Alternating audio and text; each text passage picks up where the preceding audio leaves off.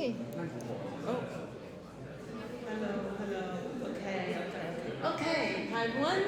So welcome back to our class. And I know it has been a while since like last week or the week after last week, the week before last week.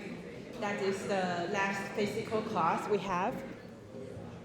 Okay. So I hope all of you have a good rest. I'm not sure because this is the week of midterm exam.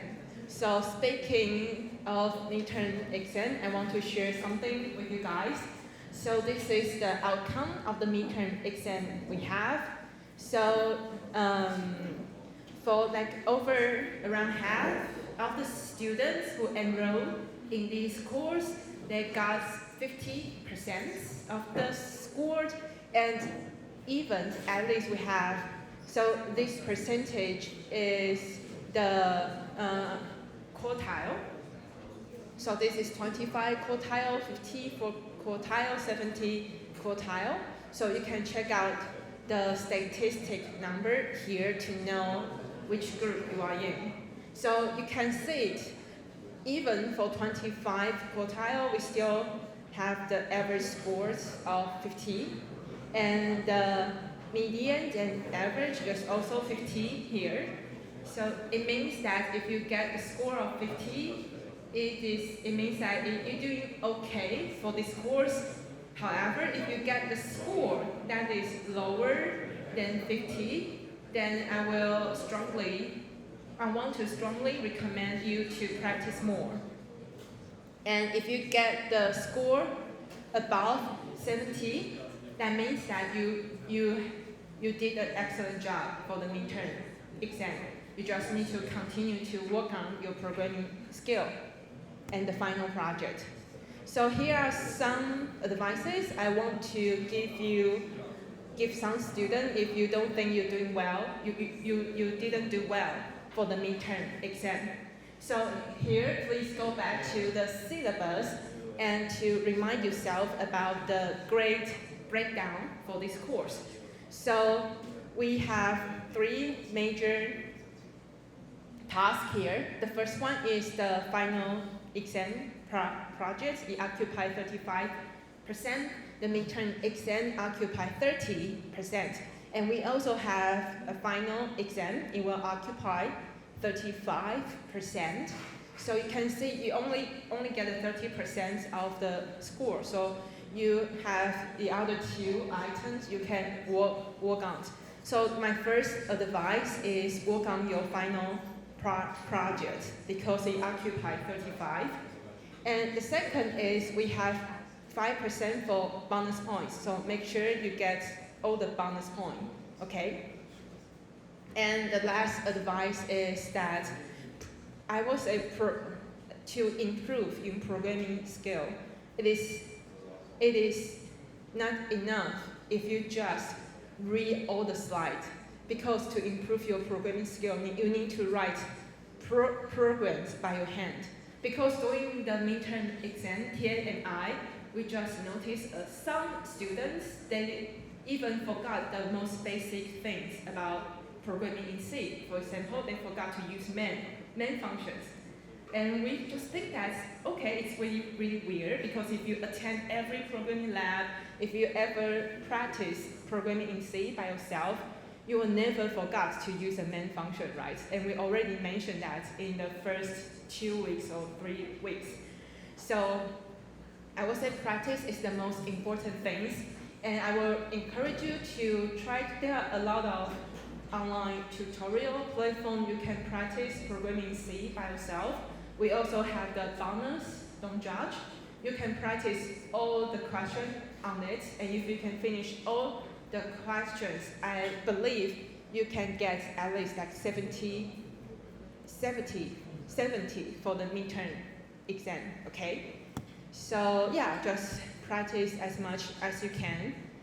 So that is 3 advice I want to give you guys if you want to make up for your midterm exam. And the next thing I want to talk about is a final project. because we already passed the midpoint of the semester. So I want to quickly know that whether you guys start developing your final projects. Do you have any ideas?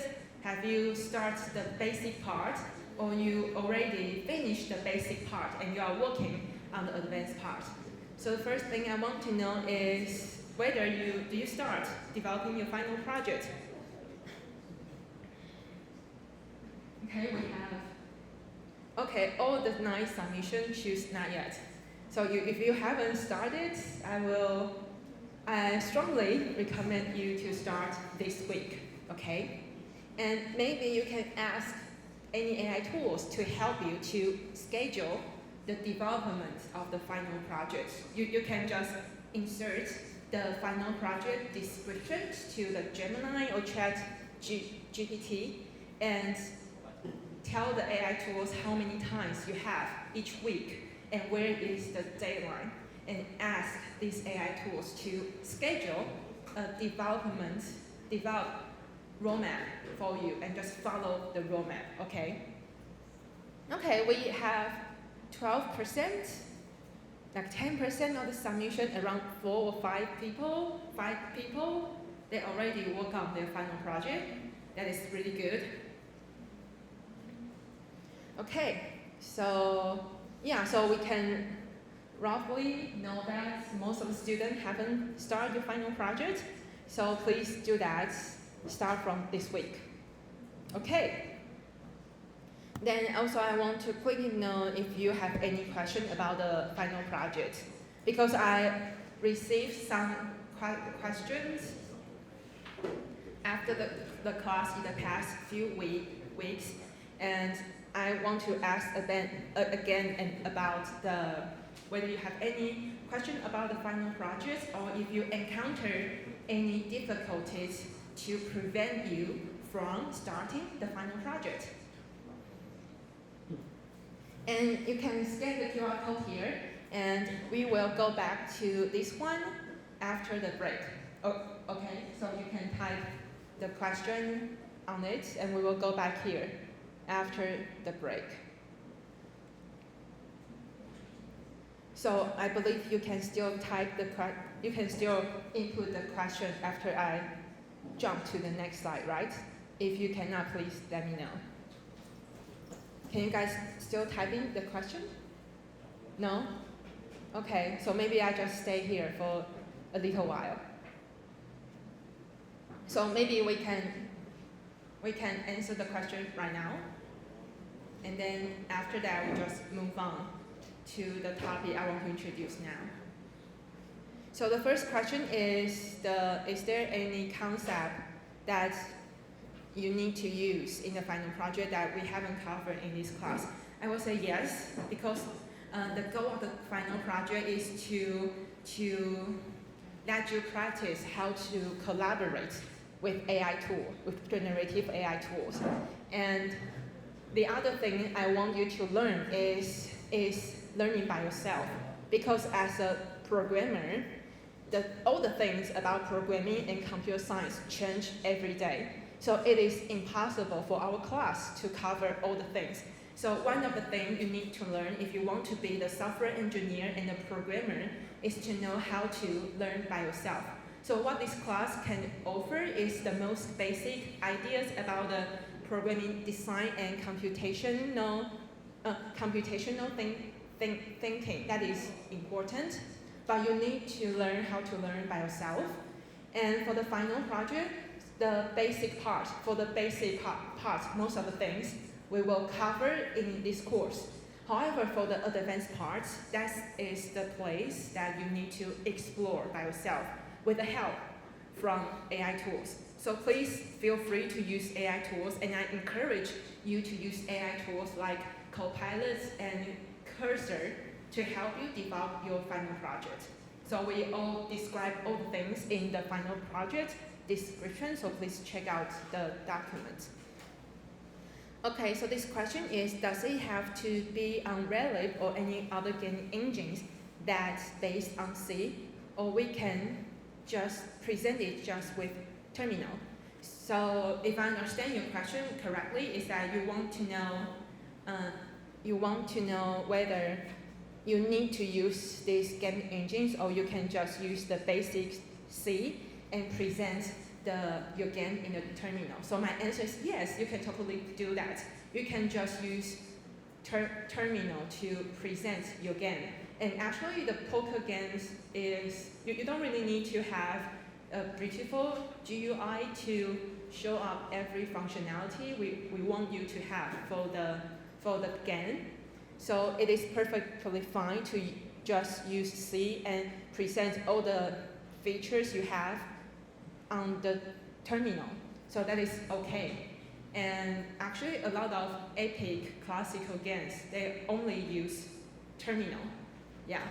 So this is the first thing I want to talk about for this question. And the second thing is that although it is perfectly fine to use terminal alone, but I also recommend you to use the game engine like Relic, Unity, Godot, something like that. Because using this game engine can help you to develop some new features more efficiently. And it is also good to learn all these libraries or this engine by yourself. And there are tons of tutorials, examples about these game engines, and you can even ask the generative AI to help you to learn how to use these game engines. So I will also recommend you to choose one game engine to learn. And we have this final project for the past 2 years, and I would say most of the students, they can learn this game engine by themselves, just like, and they are all the first year bachelor students, so I believe you guys can definitely learn how to do that, especially you have a smarter generative AI right now, so it shouldn't be a problem. And the third question is, can I use vibe coding? Yes, vibe coding is something I'm talking about, to write with generative AI, and I like this question, say that this is very important. I totally agree with this line here. So it is very important that you know what AI is doing right now, and you can explain the code generated by AI. Because if you don't understand the code generated by AI, then it means that it will be really hard for you to debug your code. Okay, so you can ask AI to generate the code, but please make sure you understand the code, okay? So it is totally fine with vibe coding, and I personally believe vibe coding is something you need to learn right now, because as far as I know, in the IT industry, most of the engineers, they need to vibe coding in certain levels. So this is something you need to learn. Okay, so this student asked, what is the meaning of create a card? Yeah, I think this is a very detailed stuff, so maybe you can read the description again, and if you still don't know what's the meaning of create a card, we can discuss it after the class. Yeah, so is there a lot of people don't know what is the meaning of create a card? If a lot of people are confused about this one, I can explain right now. But if most of you understand the meaning, I prefer to just talking to that student after the class. Okay, I see most of the people don't have the problem with the create account, right? Okay.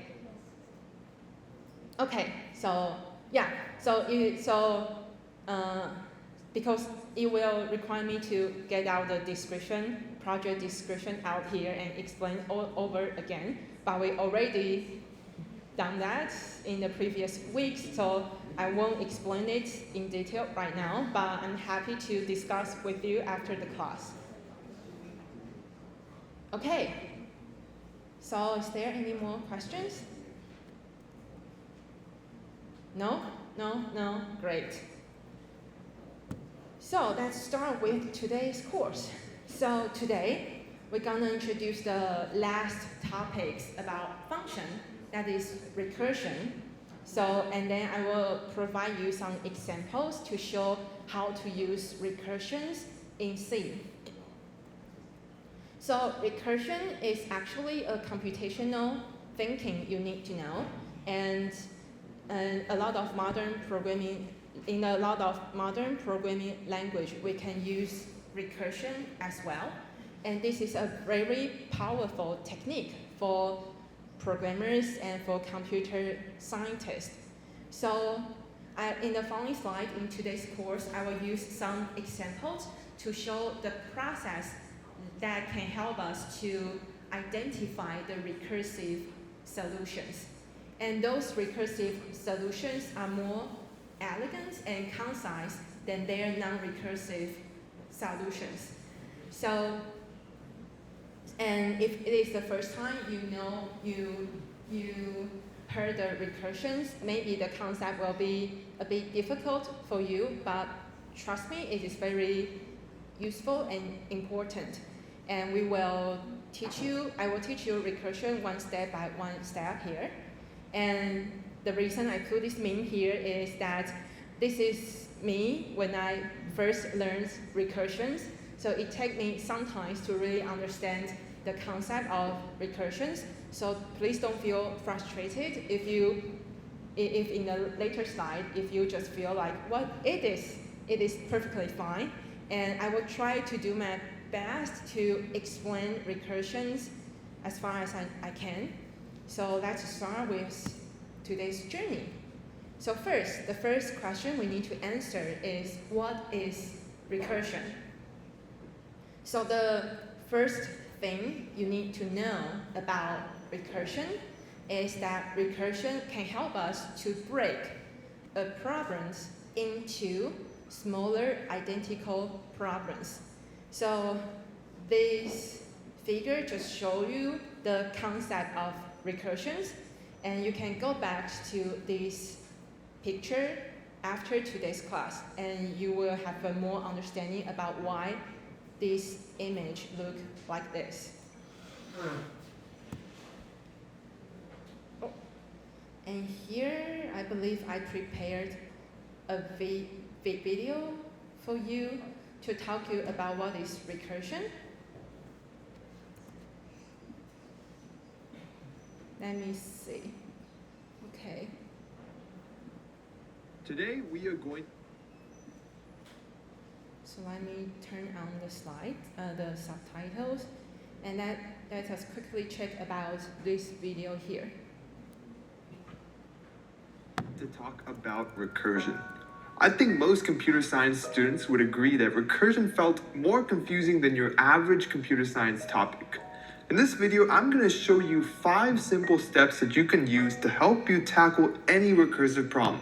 And hopefully, these steps will help you realize that in reality, recursion isn't actually that bad. I'm going to show you how to apply these steps in the context of solving 3 specific recursive problems, each of them progressively more difficult than the last, so make sure you stick to the end of the video. Okay, so in today's course, we'll just focus on the first example here. But if you are interested in learning the next 2 examples, you can check out the video by yourself after the class. And as always, I think you'll get the most out of this video if you take the time to pause and ponder some of the problems that we worked through and the steps we went through to solve them. So, without further ado, let's get started. Suppose we want to solve the following problem recursively. Write a function that, given an input n, sums all the non-negative integers up to n. Here's a couple quick examples of inputs to this function to give you a sense for what we are trying to implement.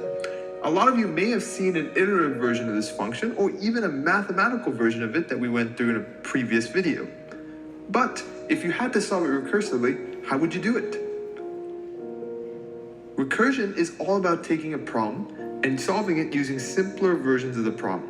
So the first step in solving a recursive problem requires you to ask yourself, what's the simplest possible input for the function?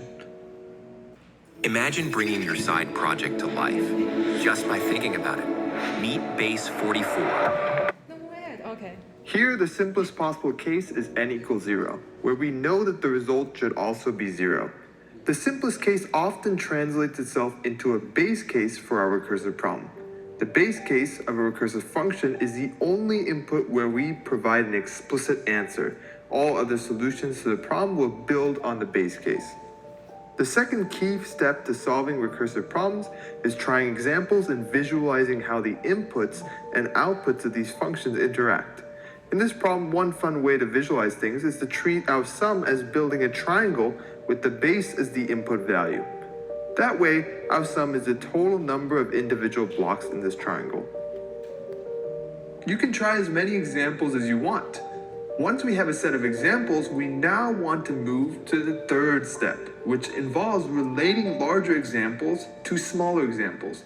Take a second to see if you see any relationships between the cases here that pop out to you. Put in more specific terms with these examples, ask yourself, hey, if I was given the answer for the n equals 4 case, could I solve the n equals 5 case?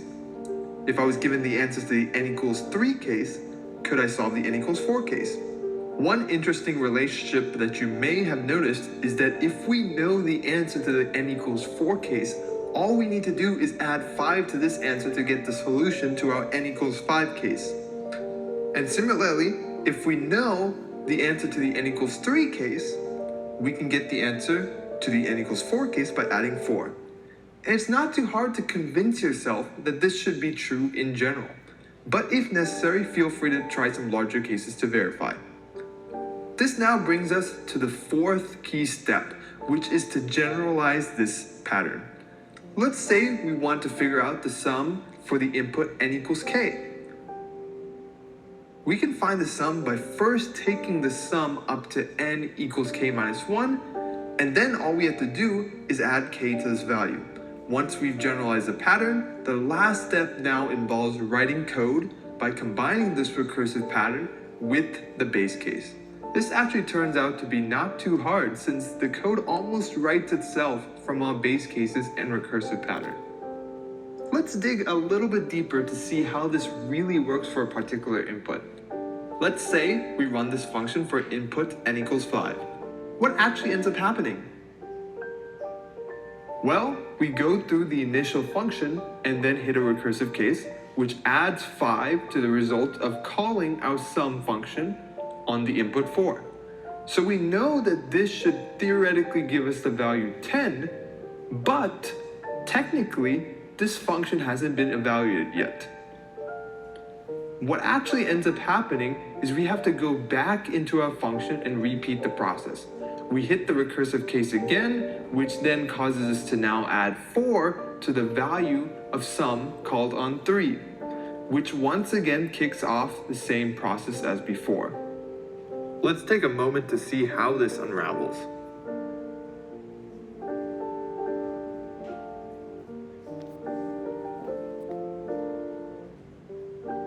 This continues until we hit the base case, which then is used to solve the sum function called on n equals 1, which then solves the sum function called on n equals 2, and so on and so forth, until we eventually build up the solution for our original n equals 5 case.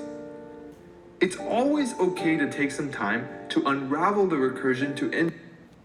Okay, so we will just play these videos until here. So I hope this figure here can give you some sense about what is recursions and why we need to recursions. So let's start the next slide. So in this figure, you can see that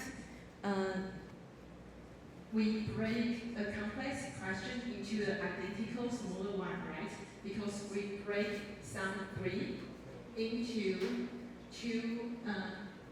3 plus sum 2. And we can even break the sum 2 into 2 plus sum 1. So the major concept of recursion is to continue to break the question into a smaller one and until we reach the base case.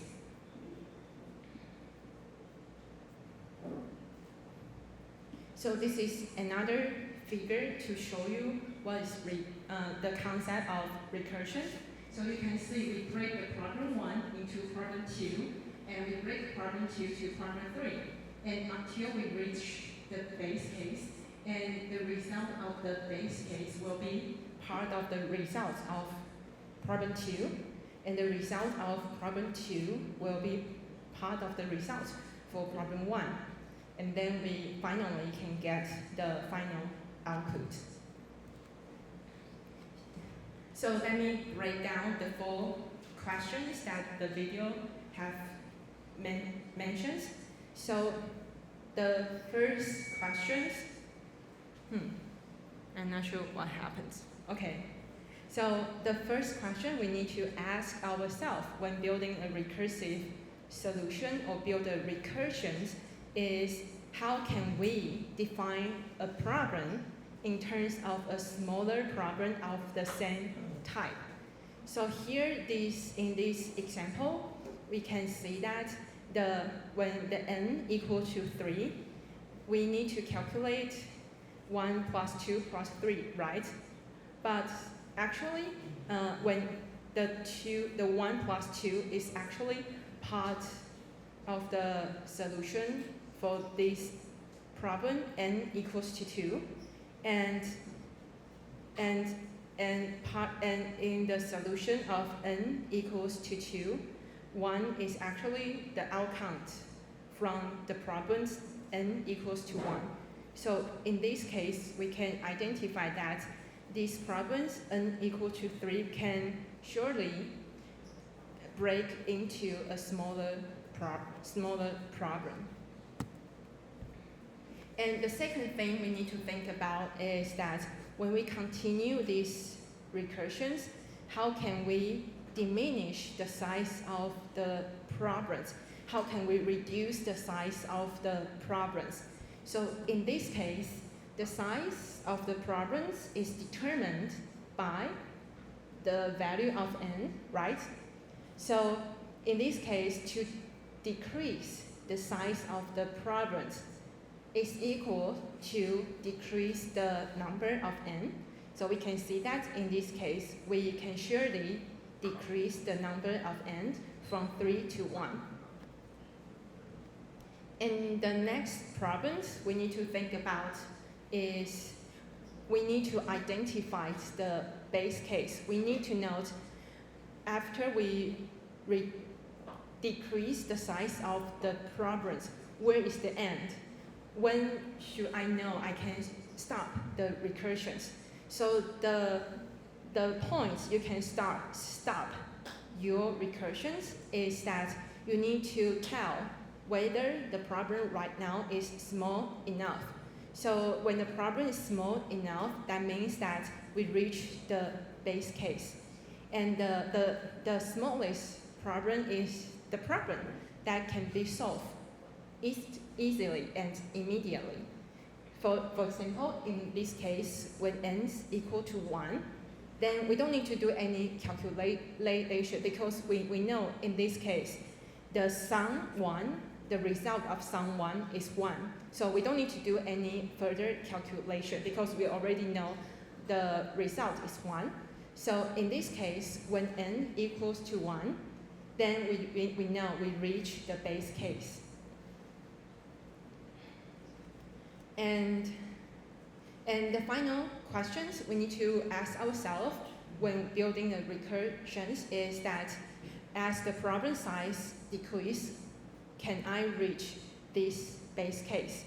So we need to make sure that in our solutions, we will decrease the number of n's every time, and we need to make sure that the number of n will finally equals to the number of 1, so we can reach the base case here. So after talking this general concept of recursions, I will say the best way to learn how to use recursion and why we need to use recursion is through the following example here. So the first example I want to introduce is binary search. But don't worry because binary search have a lot of more detailed things you need to know about. Maybe it's not included in this course. So I will just talk about the the general concept of binary search. But binary search is a perfect example to show you why we need to learn recursions. And then I will talk about the factorial of n, and then how to use recursion to compute x to the power of n.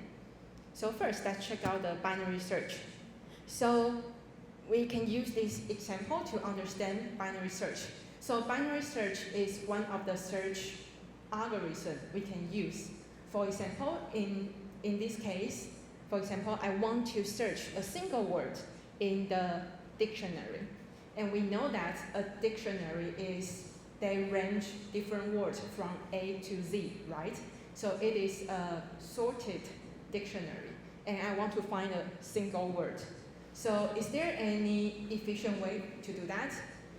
One way is that I just start from the first page and then search the word in the first page, second page, and until I reach the final page. So that is one way to search the word, but it is not the most efficient way. And as a programmers, as a computer scientist, we always want to find the most efficient way, right? So binary search can help us to search these words in a more efficient way. So you can see that this is the problem we have. This is the big problem we have. We want to search a word in the entire dictionary. So what can I do? So for the binary search, it will tell you just cut this dictionary into half dictionary. So I have the first half of the dictionary and I have the second half of the dictionary. So in this case, I only need to search the word in the first half of the dictionary, right? And if we go to the second half, I only need to search the word in the second half of the dictionary. So you can see by cutting the dictionary into half of the dictionary, we decrease the problem size. Because the problem size in this case is how many pages you need to search. Then let's check out this path here. So when I need to search the first half of the dictionary, I can cut the first half into the other two halves of the dictionary, right? Because if I cut the first half of the dictionary into two other halves, the page I need to search will decrease, right? Then I can repeat this process to cut the half of the half into the half of the half of the half. So you get what I mean. And when to stop the cutting process? When we reach the base case. So in this case, in this example, the base case is that I only need to search the word in one page. Because eventually we will reach the problem size that is only 2 pages. Then I just cut the two pages into 2 halves. So I need to only search the words in 1 page. And it is not a very difficult thing to search a word in 1 page, right? So this is the concept of binary search. So let's check out the pseudocode of the binary search here. So pseudocode is a code that is closer to the natural language we use. So when we want to describe a process of any algorithm, and we don't want to limit this solution in certain programming language, if it is the case, most of the time we like to use pseudocode to show you the process of algorithms. So here that is why I want to use pseudocode here.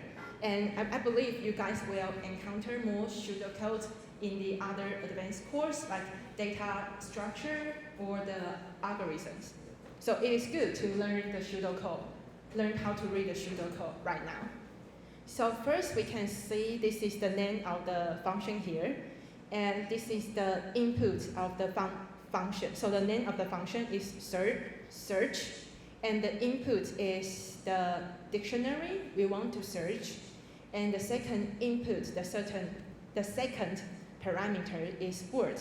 So the word is the word we want to search in this given dictionary. Then after we name the function, the first statement we need to do is to check if the current situation is base case or not.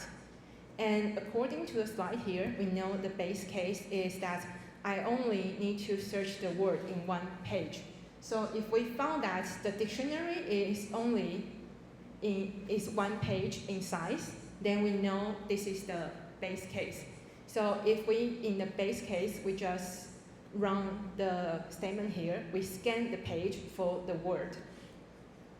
So this is what we will do if we encounter base case.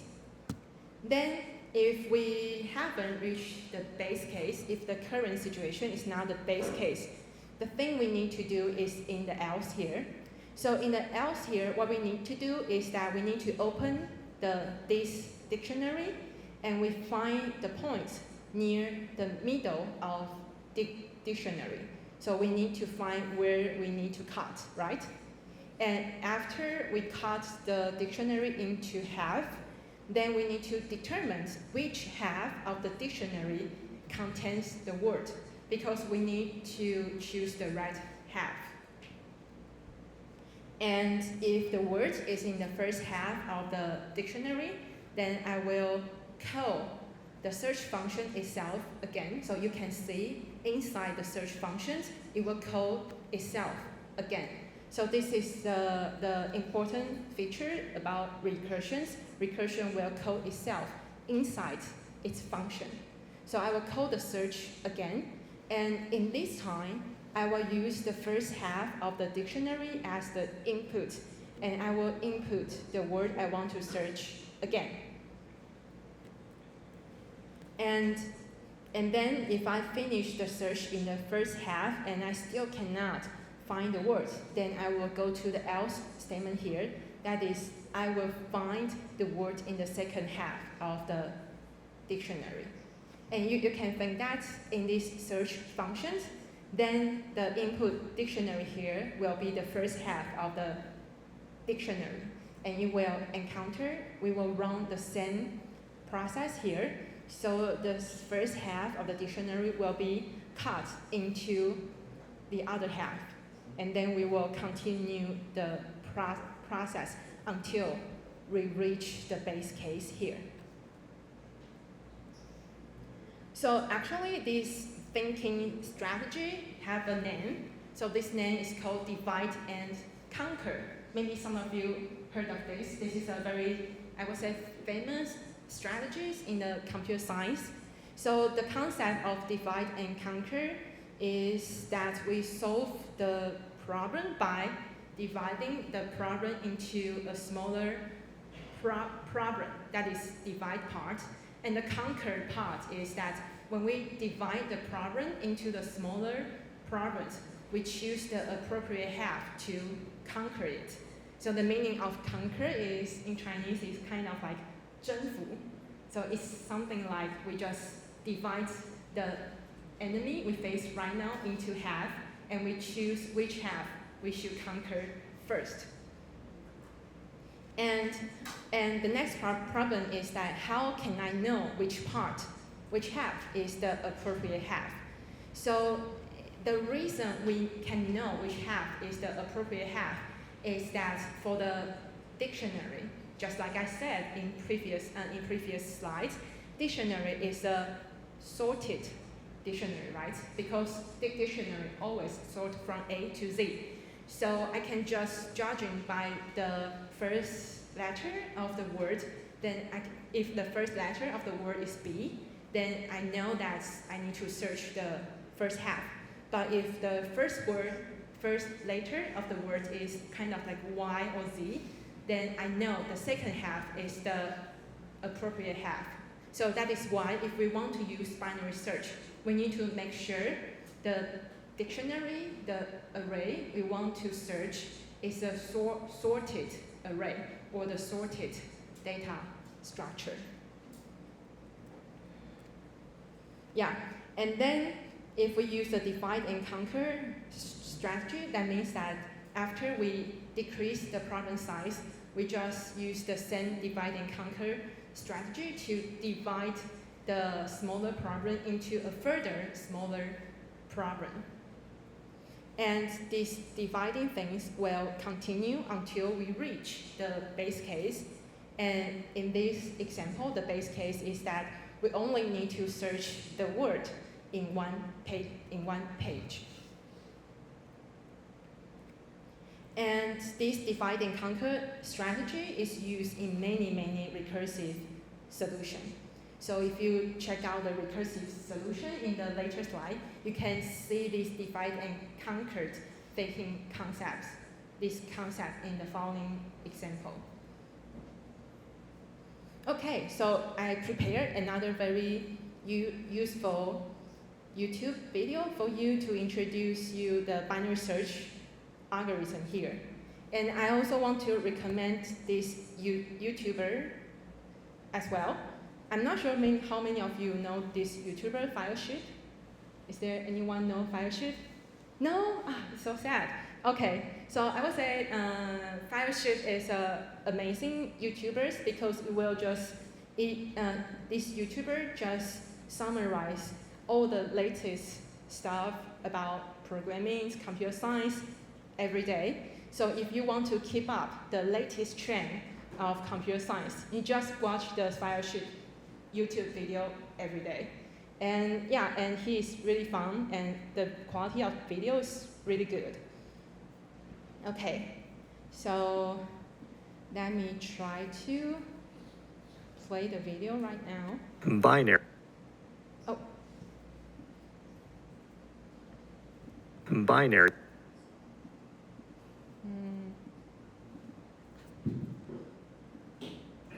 Okay, and because his speaking speed is a bit fast, so I want to change the speed of the video here.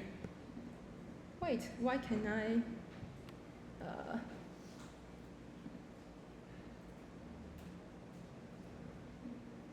Binary search, an algorithm for finding an element.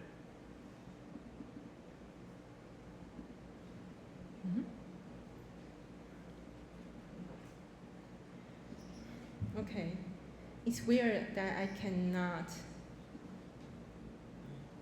binary search. Okay.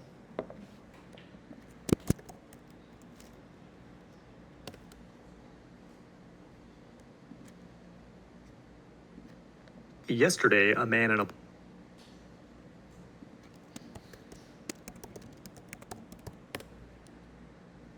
Okay. 我的工作经常出差。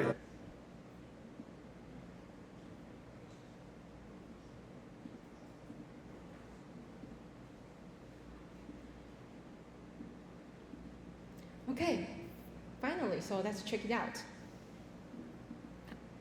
An algorithm for finding an element in a sorted array by continuously chopping the search area in half. The first known implementation took place around 200 BC in ancient Babylon on clay tablets used for record keeping. But your brain has likely implemented binary search in everyday life without you even knowing it. Imagine looking for a word like magic in the dictionary. You wouldn't flip every page until you get to M. Instead, you open it in the middle.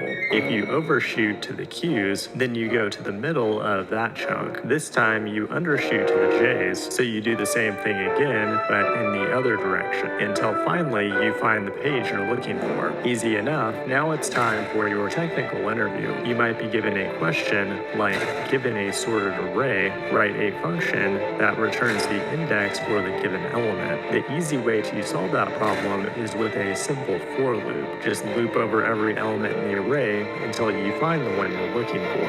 That works, but you failed the interview because you need to go faster. A regular loop results in linear time complexity, but you can do better than that. Here's how we might map out a binary search on a whiteboard. First, we need to figure out the middle index. Instead of starting at index 0, we start in the middle. If it's equal to the target, then we return that index. But if that element is greater than the target, we know the target must be somewhere on the left, so we find the middle of that slice of the array. But if it's less than the target, then we know the target is somewhere on the right, so we repeat the process for that slice of the array. The result is a much faster algorithm with logarithmic time complexity because it's able to divide and conquer. Now, to implement the code, we could use an iterative approach with a while loop or a recursive function. Either way is acceptable, but let's define a recursive function in JavaScript. The function takes the target value as an...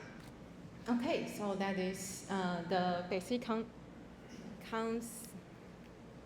that is.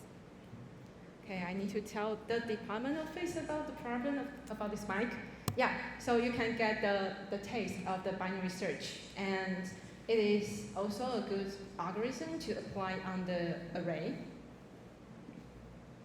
Okay, so let's move on to the second example here. So the second example about recursion is the factorial of n. So here, let me provide something to help you recap about what is the factorial of n. So actually, to compute the outcome of the factorial of n, the iterative solution, the loops, is actually well enough. However, here I want to show the recursive solution so that you can have more understanding about how to use recursion. So the factorial of n is that I can give the value of n, and I just need to calculate n multiply n minus 1 and multiply n minus 2 until 1. So in Chinese, we'll call n 阶层. So I believe if you graduate from high school, you must learn the factorial of n 阶层. So that is the concept here. And when the number of n is equals to 0, then the outcome is 1. So if we want to calculate factorial n, we can actually rewrite this formula into n multiply factorial n minus 1. So that is the how we can calculate the factorial of n. So actually, we can rewrite this formula here into this simple structure now here. So the factorial of n, when I input n, if n equals to 0, the result is 1. But if n is larger than 0, then we can rewrite factorial n into n multiply factorial n minus 1. And given this formula here, I want to give you guys a few seconds to think about what is the base case here. You should be able to identify it immediately. So the base case is the case that we don't need to do the further calculation. I can immediately know the answer. So the base case in this case is, of course, factorial 0 here, because we can see that when n equals to 0, we can know the answer is 1 immediately. So our goal is to make sure our calculation will reach the base case. And yeah, so we need to make sure that, and we can actually, and then we to ensure that we can actually check out the formula here, and we can see that when we how can we decrease the size of the problem factorial of n? The way we do it is that we just multiply n by the factorial n minus 1, and we just actually decrease the number of n. So that means that when we minus n by 1 for a lot of time, we can believe that eventually the number of n will reach 0. And when the number of n is 0, then we reach the base case. So in this formula here, we can guarantee that we can always reach the base case. And actually, you can also write down some example here, write down some calculation here to have more sense about how we can calculate the factorial of 5. We can rewrite factorial of 5 into 5 multiply factorial of 4, and 4 can be expand into, rewrite into 4 multiply factorial 3, and you get what I mean. And eventually, we reach the base case. And the base case is factorial 0 here, and factorial 0 equals to 1. Okay, so let's take a break, and I will talk about the C code to implement the factorial of n. So please come back here after 5 minutes.